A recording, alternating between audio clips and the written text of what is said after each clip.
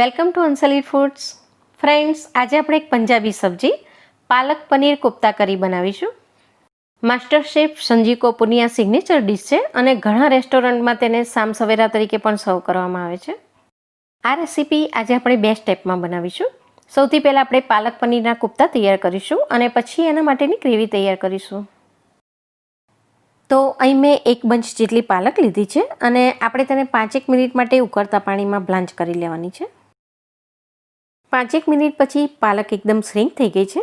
આપણે તરત જ તેને બરફવાળા પાણીમાં ટ્રાન્સફર કરી દઈએ, જેથી એ ઓવરકુક થતી બચી જશે. અને પાલક સહેજ ઠંડી પડે એટલે આમાંનું બધું જ પાણી નિતારીને આપણે તેને એક મિક્સર જારમાં લઈ લેવાની છે. અને પાલકની સાથે હું 3 નંગ લીલા મરચાં અને થોડું આદું મિક્સ કરું છું. અને અહીં પાલકમાં બિલકુલ પાણી મિક્સ કર્યા વગર જ તેને ક્રશ કરી લેવાની છે. હવે આપણે જે પાલકની પેસ્ટ તૈયાર કરી એને કોફતા બનાવવા માટે પહેલાં સાંતળી લેવાની છે.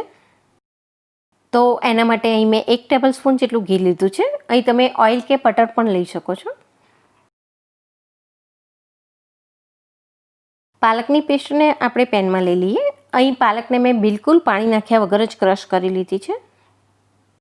આમાંથી થોડું પાણી બળી જાય એટલે બેસન મિક્સ કરીને કોફતા માટેનો એક ડો તૈયાર કરવાનો છે. બિલકુલ પાણી નાખ્યા વગર ક્રશ કરી તો પણ પાલકમાં ઘણું બધું પાણી દેખાય છે. તો આ પેસ્ટમાંથી સૌથી પહેલાં તો આપણે બધું જ પાણી બાળી નાખવાનું છે. તો અહીં મેં ગેસની ફ્લેમને હાઈ રાખી છે અને હાઈ ફ્લેમ પર આપણે એને સતત 5 મિનિટ માટે હલાવીશું, એટલે મોટાભાગનું પાણી બળી જશે. પછી આપણે તેમાં બેસન મિક્સ કરીશું. 1/2 ટીસ્પૂન જેટલું મીઠું એડ કરીએ. અને અહીં મેં તજ, લવિંગ અને મરી એ ત્રણેય વસ્તુ મિક્સ કરીને એક પાવડર બનાવી લીધો છે. તે હું 1/2 ટીસ્પૂન જેટલો મિક્સ કરું છું. આની બદલે અહીં તમે થોડો ગરમ મસાલો પણ એડ કરી શકો છો. પાલકને ક્રશ કરતી વખતે આપણે તેમાં લીલા મરચાં અને આદું મિક્સ કર્યા જ છે. અહીં તમારે બિલકુલ હળદર કે લાલ મરચું મિક્સ નથી કરવાનું, નહીંતર પેસ્ટનો કલર એકદમ બદલાઈને થોડો ડાર્ક થઈ જશે.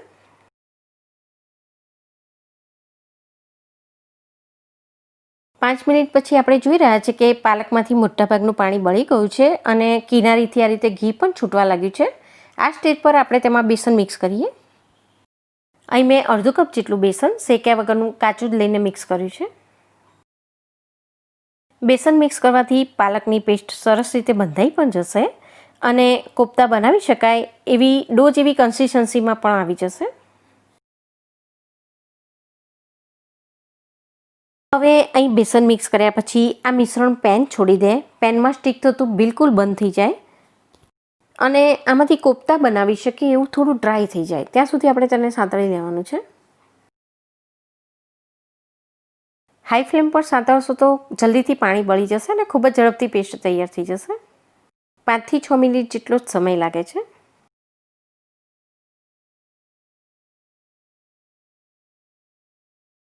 તો હવે આપણે જોઈ રહ્યા છીએ કે પાલક બિલકુલ પેનમાં સ્ટીક નથી થતી અને પેન પણ એકદમ ક્લીન થઈ ગઈ છે.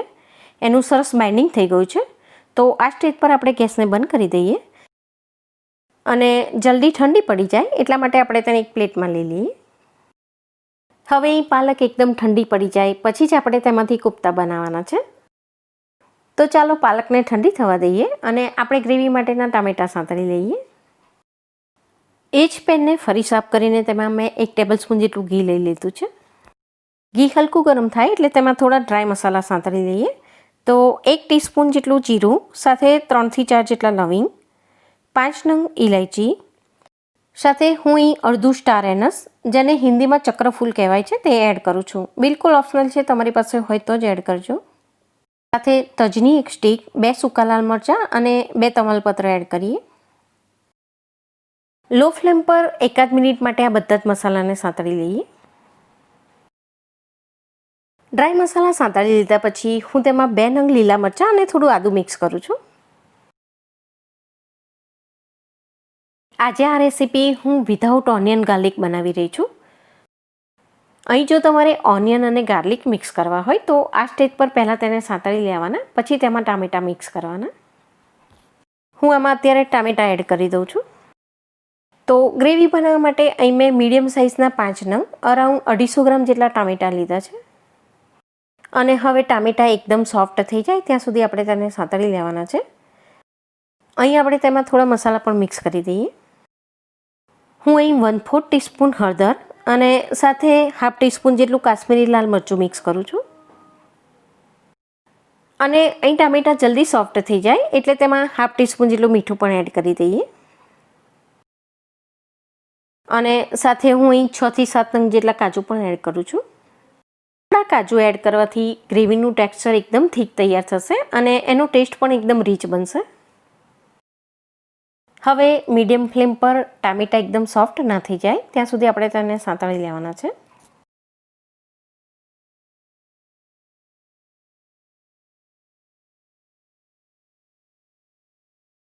તો 3-4 મિનિટ પછી આપણે જોઈ રહ્યા છીએ કે ટામેટાં અને કાજુ એકદમ સોફ્ટ થઈ ગયા છે.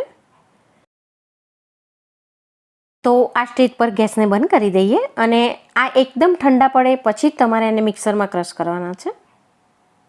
ત્યાં સુધી સ્ટફિંગ માટે આપણે પનીરના બોલ તૈયાર કરી દઈએ. અહીં મેં 1 કપ અરાઉન્ડ 125 ગ્રામ જેટલું પનીર લીધું છે. પનીરને અહીં મેં છીણી લીધું છે. પનીરમાં હું અહીં હાફ ટીસ્પૂન જેટલું મીઠું, 1/4 ટીસ્પૂન જેટલો ચાટ મસાલો અને હાફ ટીસ્પૂન જેટલો મરી પાવડર મિક્સ કરું છું. આ પનીરમાંથી આપણે પાલકમાં સ્ટફિંગ કરવા માટે નાના નાના બોલ બનાવીને તૈયાર કરવાના છે. એટલે અહીં પનીરને પહેલાં સરસ રીતે મસળીને એકદમ સ્મૂથ બનાવી દઈએ. અહીં પનીર જો તમે માર્કેટમાંથી લાવ્યા હોય અને થોડું ડ્રાય હોય, સારી રીતે બાઇન્ડ ના થતું હોય તો આમાં તમે 1 ટીસ્પૂન જેટલો કોર્નફ્લોર પણ મિક્સ કરી શકો છો. અહીં મારું પનીર સરસ રીતે મિક્સ થઈ ગયું છે, બાઇન્ડ થઈ ગયું છે, એટલે મેં તેમાં કોર્નફ્લોર મિક્સ નથી કર્યું. હવે આમાંથી આપણે નાની સાઇઝના બોલ તૈયાર કરી લેવાના છે. તો અહીં તમારે સરખી રીતે પ્રેસ કરીને પનીરના બોલ એકવાર બનાવ્યા પછી તૂટી ના જાય એ રીતે બાઇન્ડ કરી લેવાના છે.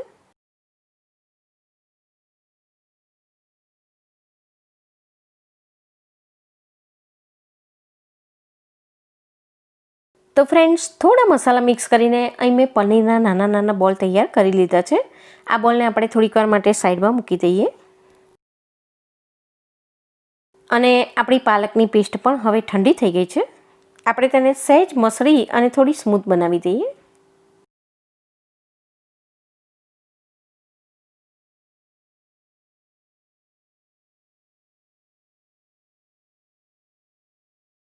હવે આ પાલકના મિશ્રણમાંથી સૌથી પહેલાં તો આપણે મોટો ગોળ બોલ બનાવીને તૈયાર કરવાનો છે. પછી એ બોલને હાથથી પ્રેસ કરીને આ રીતે પૂરી જેવું શેપ આપી દેવાનું છે. એકવાર આ રીતે તૈયાર કર્યા પછી વચ્ચે તેની પર પનીરનો બોલ મૂકી દઈએ અને એને કવર કરીને સીલ કરી દઈએ. અને આ બોલ તૈયાર કરતી વખતે એની પર બિલકુલ તિરાડ ના રહેવી જોઈએ, નહીંતર તળતી વખતે કદાચ એ ખુલી જશે અને એમાં થોડું તેલ પણ ભરાઈ જશે.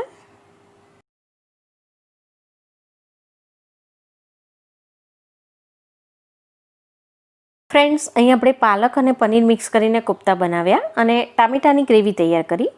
તો આ શાક એકદમ હેલ્ધી બને છે અને ટેસ્ટમાં પણ એ ખૂબ જ સરસ તૈયાર થાય છે. બટર કે ઘીમાં તૈયાર કરશો તો આ શાકનો ટેસ્ટ ખૂબ જ સરસ તૈયાર થાય છે. તમે જરૂરથી એકવાર બનાવીને ટ્રાય કરજો. આને તમે રોટી, પરોઠા કે પછી નાન સાથે પણ સર્વ કરી શકો છો. ફ્રેન્ડ્સ, આપણે પાલકમાં પનીરના બોલને સ્ટફ કરીને કોફતા બનાવ્યા, પણ આ જ કોફતાને બીજી રીતે પણ બનાવી શકાય છે. તો ફ્રેન્ડ્સ, અહીં આપણે એક બીજી સિમ્પલ સ્ટાઇલથી પણ કોફતા બનાવીશું. એમાં શું કરવાનું છે કે પાલક અને પનીર એ બંનેને સરસ રીતે મિક્સ કરી દેવાનું છે. તો આ રીતે બંનેને એકદમ સરસ રીતે મિક્સ કરીને પછી પણ તમે એમાંથી કોફતા બનાવી શકો છો. તમે જ્યારે પાલકને સાંતળી હશે ત્યારે એમાંથી બધું જ પાણી બાળી લીધું હશે, તો કોફતા ખૂબ જ સરસ તૈયાર થશે. આ બંને પ્રકારના કોફતાને તમે તેલમાં ડીપ ફ્રાય કરશો તો પણ બિલકુલ તૂટશે નહીં.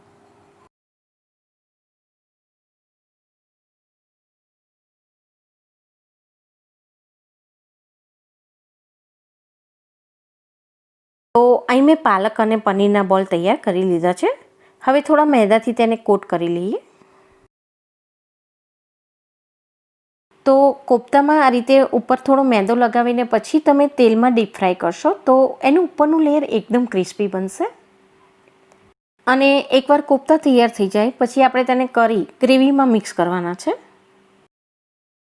એટલે ઉપરનું લેયર જો સહેજ ક્રિસ્પી હશે તો આને આપણે તળીને પછી ગ્રેવી કરીમાં મિક્સ કરવાના છે.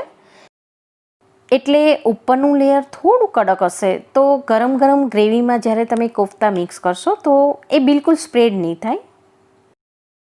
અને મેદો લગાવ્યા પછી ફરી એકવાર હાથથી આ રીતે રગડી લો, એટલે પછી તમે તળશો તો તેલ પણ ડોળું નહીં થાય. તો ફ્રેન્ડ્સ, અહીં આપણા કોફતા તૈયાર છે. આપણે તેને ફ્રાય કરી લઈએ. ફ્લેમને અહીં મેં હાઈ જ રાખી છે અને તેલને પહેલાં બરોબર ગરમ થવા દીધું છે. હાઈ ફ્લેમ પર જ આપણે તેને તળી લેવાના છે. પાલકને અહીં પહેલાં આપણે સાંતળી લીધી છે, એટલે અંદરથી એ બિલકુલ કાચા નહીં રહે. ફક્ત ઉપરનું લેયર એકદમ કડક થાય ત્યાં સુધી જ આપણે તેને તળી લેવાના છે. અને આ રીતે એને ફેરવીને તળી લેવાના છે, એટલે એ બહુ ડાર્ક પણ નહીં થઈ જાય અને એકદમ ગ્રીન જ રહેશે.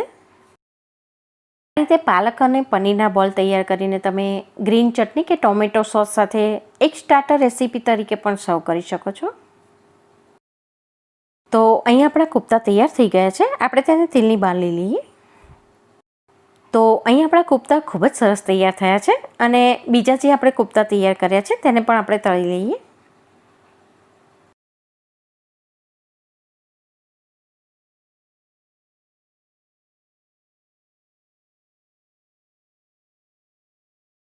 તો અહીં આપણા કોફતા તૈયાર થઈ ગયા છે અને બંને પ્રકારના કોફતા ખૂબ જ સરસ બન્યા છે. અને હવે આપણે શાક માટેની ગ્રેવી તૈયાર કરીશું. આપણે કોફતા તૈયાર કર્યા ત્યાં સુધીમાં ટામેટાં ખૂબ જ સરસ ઠંડા થઈ ગયા છે. આપણે તેને એક મિક્સર જારમાં લઈ લઈએ અને જરૂરિયાત મુજબનું પાણી મિક્સ કરીને આમાંથી ફાઇન પેસ્ટ બનાવી લેવાની છે. હવે ગ્રેવી બનાવવા માટે હું 1 ટેબલ સ્પૂન જેટલું ઘી લઉં છું. ઘીની બદલે અહીં તમે તેલ પણ લઈ શકો છો. ઘી હલકું ગરમ થાય એટલે તેમાં હાફ ટીસ્પૂન જેટલું જીરું, સાથે હાફ ટીસ્પૂન જેટલી હળદર અને હાફ ટીસ્પૂન જેટલું કાશ્મીરી લાલ મરચું મિક્સ કરું છું. હળદર અને મરચું ઘીમાં મિક્સ કરી લઈએ. અને હવે ટામેટાં અને કાજુની જે પેસ્ટ તૈયાર કરી છે તેને એડ કરીએ.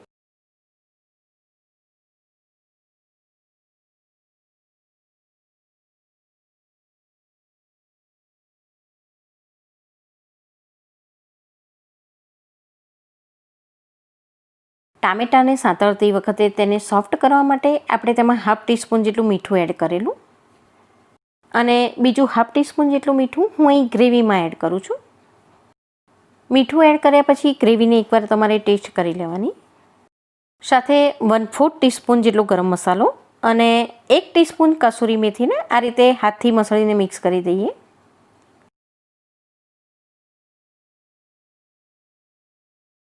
તો આટલું શાક બનાવીને તમે 4 થી 5 વ્યક્તિને સર્વ કરી શકશો.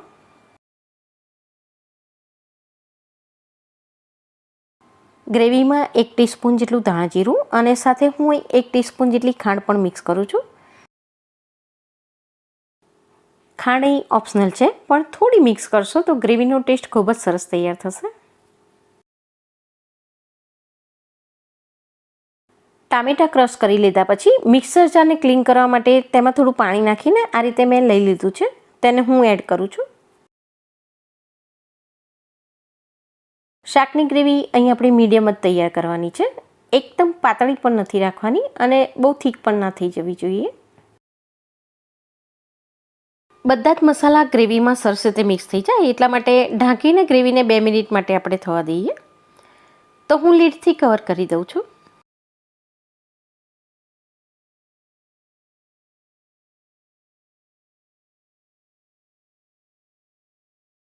બે મિનિટ પછી હવે આપણી ગ્રેવી તૈયાર છે અને ગ્રેવીને એકદમ ક્રીમી ટેસ્ટ આપવા માટે આપણે તેમાં થોડી ઘરની મલાઈ પણ મિક્સ કરીશું. તો હું અહીં ઘરની તાજી 1 ટેબલ સ્પૂન જેટલી મલાઈ મિક્સ કરું છું. મલાઈને ગ્રેવીમાં મિક્સ કરી લીધા પછી ગેસને હવે આપણે બંધ કરી દઈએ અને થોડી ફ્રેશ કોથમીર મિક્સ કરીને ગ્રેવીને આપણે સર્વિંગ ટ્રેમાં લઈ લઈએ. અને પનીરથી સ્ટફિંગ કરેલા કોફતાને આ રીતે કટ કરીને આપણે એના 2 ભાગ કરી લેવાના છે. અને અહીં ગ્રેવીને મેં એક સર્વિંગ પ્લેટમાં લઈ લીધી છે. એની પર થોડું ફ્રેશ ક્રીમ પાથરી લો. અને હવે કટ કરેલા કોફતાને ગ્રેવી પર આ રીતે મૂકી દઈએ. તો ફ્રેન્ડ્સ, અહીં આપણી રેસ્ટોરન્ટ સ્ટાઇલ શામ સવેરા રેસીપી તૈયાર છે. તમે પણ જરૂરથી એકવાર ટ્રાય કરજો. અને બીજી આવી અનેક રેસીપી સાથે આપણે ફરી ચોક્કસ મળતા રહીશું. Thank you.